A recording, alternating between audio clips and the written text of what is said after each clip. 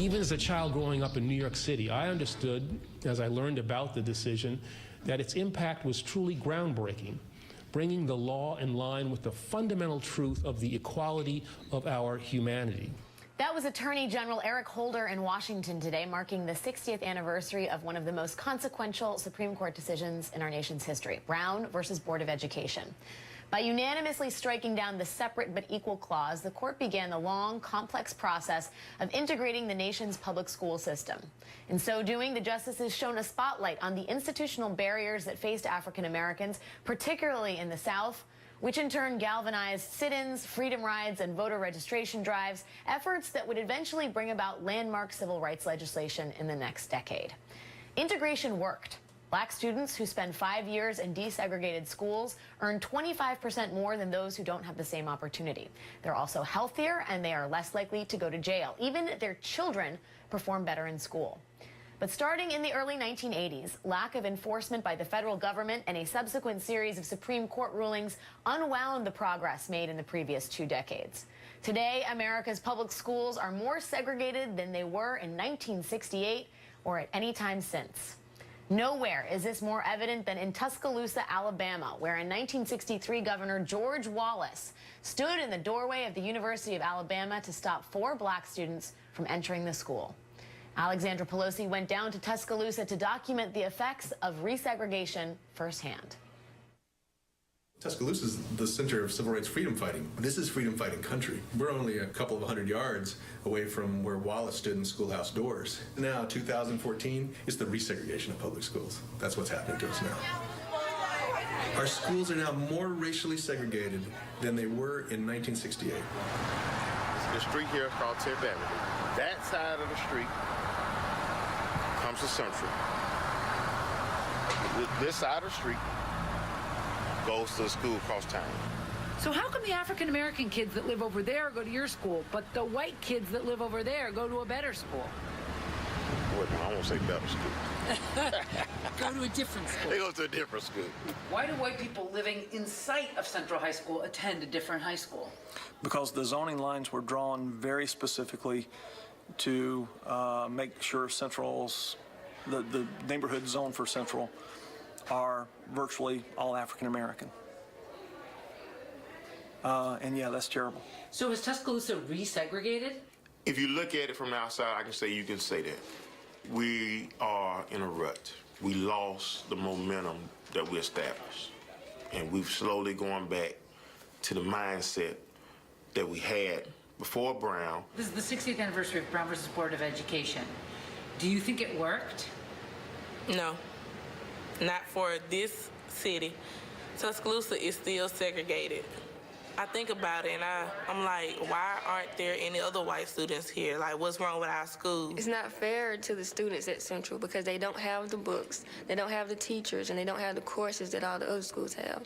So it makes it difficult for them to be on top. They sent the good teachers to the other schools to set us up for failure because they want us to fail. Yep. I think that's the reason why they did that. Take that, teacher.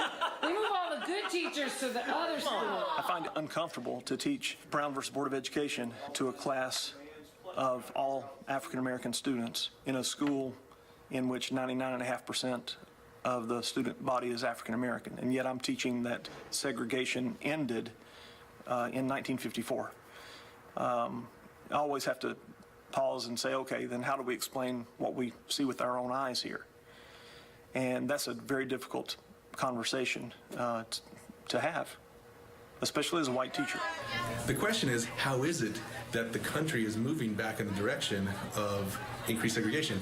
The story that's unfolding in Tuscaloosa is not a story just about Tuscaloosa. This is happening nationally. We like to make the Southeast the location for where all those problems happen, so we don't think we're part of the problem. But it's all of us everywhere in this nation. I think we are definitely going backwards as a nation where issues of racial segregation in schools are concerned. There's just no question about it. Joining me now is filmmaker Alexandra Pelosi, an associate professor of political science and public affairs at Columbia University and fellow at the Roosevelt Institute, Dorian Warren. Thanks both for joining me, guys. Thank you. Alexandra, so it's so distressing to hear that teacher say, I don't know how to teach Brown versus Board of Ed when I'm talking to a class that effectively has been segregated.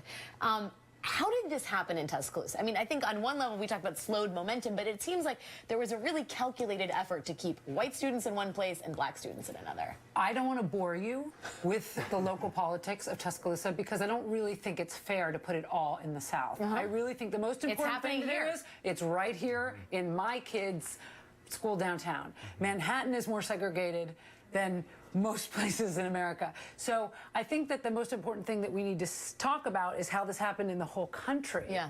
And part of that, and it's a Come story. on. It's about a story about economics and opportunity and mobility, and it's also, you know, conservative ideology at the courts. I would think that if you, as John Roberts said, if you want to stop discriminating, basically stop discriminating. Wait. And before you step in, I want to say this one thing. It's most important that they cherry pick out the middle class kids. And so it isn't just a race thing. It's easy to say, look, they're all black, but it's all an economic thing. It's very... I think we've seen different stages of this. So in the 60s, there was white flight from cities so that they didn't have to comply with mandatory busing in some cases and desegregation. But I think by the time we get to the 80s and 90s, and then in 2007, the Roberts Court puts the hammer in the coffin on voluntary desegregation efforts, a case called Parents Involved, based out of Seattle, a northern city, white parents not wanting to send their kid to a school that was integrated because they didn't like the voluntary efforts at desegregation in Seattle. So the Roberts Court, using a colorblind ideology, basically said, oh no, strict scrutiny on these efforts, and essentially took away that tool at integration. You know, Alexandra, there are some people that, well, you have a 99% black school. If it's not actually dictated to be so by law, what's so bad about only having black students in one school? And, you know, as ProPublica has done some great reporting on this, they note that, I mean, it is harder for black children in all black schools to get ahead. Their education, their exposure to other sort of socioeconomic brackets is worse now than it was in the 1960s, because at least in the 1960s, and I don't really say at least in the 1960s seriously, but there were middle class blacks, there were affluent blacks, they just all happened to be segregated into the same place. Now it seems like it's overwhelmingly poor minorities all under one roof. Right, and then what's sad is that you look at the school across town, which they say it's not all white. They do have some middle-class African-American kids. And the problem with that is that these white schools have a sense of entitlement, a sense of, this is a very hard conversation to have in public because you can step in it and you get, you know, the race wars. I'm trying not to step in, I'm trying to be really politically correct here. But there's this situation where the white kids feel really entitled, and they have all the better teachers and all the better, they get the books. Like, these kids are complaining they don't even have books. Right. Because the money follows the white kids. In the public school the community, system. When you drive to the other school, the integrated school, they have corporate sponsorships from everywhere in town. Along the field, you can see, like, oh, McDonald's sponsored this field. They don't have any of that at Central High. Right. So, you know where the community wants to be and where they want to put their support. So they sort of end up just paying attention to only the, one kind of kid and one kind. They only really care about the kids they think are going to be, there. I guess the question is, like, what can be done to combat this? Because I feel like on the federal level and even on the state level, even on the local level, there's not you tell parents, okay, we're going to change the way your kid's school system. There's always this, not in my backyard. This is my kid. And whether my kid's white or black, I'm going to be making the decisions about him and where he or she goes to school. It's really hard, Alex, to untangle the problem of school segregation from the problem of poverty and the problem of residential segregation.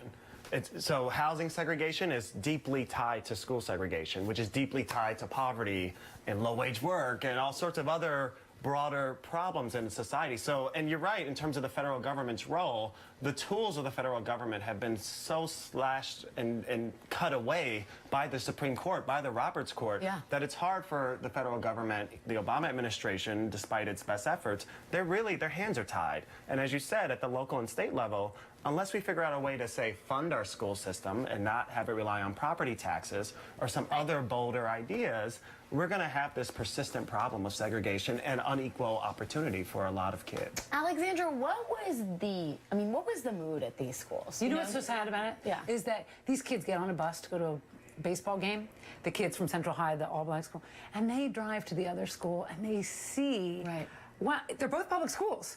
both the same school system, and they're saying, how come they have, and it's like they've lost the game before they even got there. You know, they feel like, hey, wait a second, all the good stuff is over on this side. So it's more than just the fact that they bust them. You know, when Tuscaloosa gets back to the point, you can look across the street and see houses, see kids that are going to the good school. Then you drive 10 minutes. And those kids are going to this.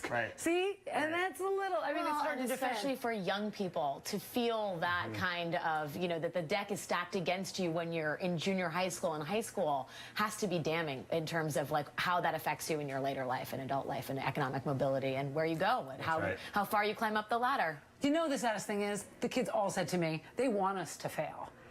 And that's the thing that we have to remember. That's a failure. Is that we have failed. Alexandra Pelosi and Dorian Warren, thank you both so much for joining me on this important day. That is all for now. I will see you back here Monday at 4. The Ed Show is up next.